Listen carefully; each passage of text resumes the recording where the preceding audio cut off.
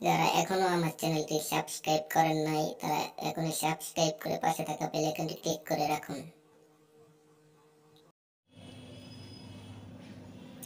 Hello বন্ধুরা, কেমন আছেন সবাই? আশা করি সবাই অনেক ভালো আছেন। শিক্ষা প্রতিষ্ঠান বন্ধ করতে চায় না সরকার, শিক্ষামন্ত্রী।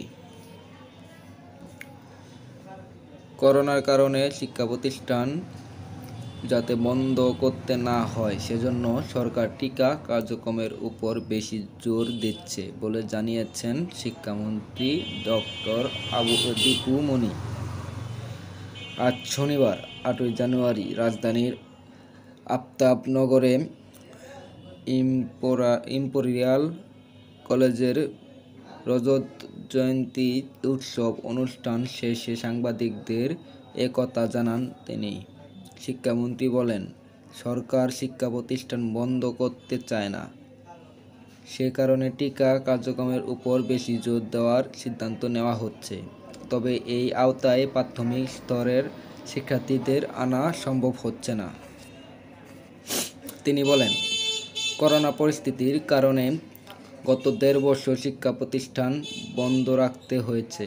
নতুন করে আর শিক্ষা প্রতিষ্ঠান বন্ধ করতে চায় না সরকার।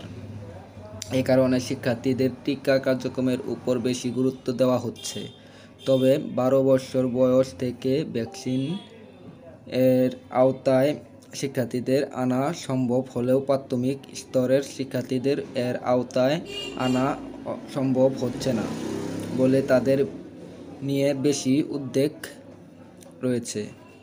ডক্টর দীপুমনি বলেন, নতুন করে করোনা পরিস্থিতি বেড়ে গেলে সবচেয়ে বেশি শিক্ষা ব্যবস্থায় ক্ষতি হবে। শিক্ষা প্রতিষ্ঠান আবারও বন্ধ করে দিলে কতদিনে আবার সচল করা সম্ভব হবে তা অনিশ্চিত।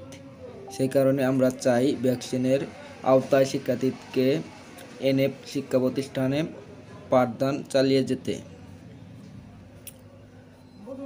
তো বন্ধুরা, এই নিউজটি শুনে আপনাদের কেমন লাগলো অবশ্যই কমেন্ট বক্সে জানিয়ে দিবেন। আর নতুন হয়ে থাকলে চ্যানেলটি সাবস্ক্রাইব করে পাশে থাকবেন। আর যারা অলরেডি সাবস্ক্রাইব করে রাখছেন তাদেরকে অসংখ্য ধন্যবাদ।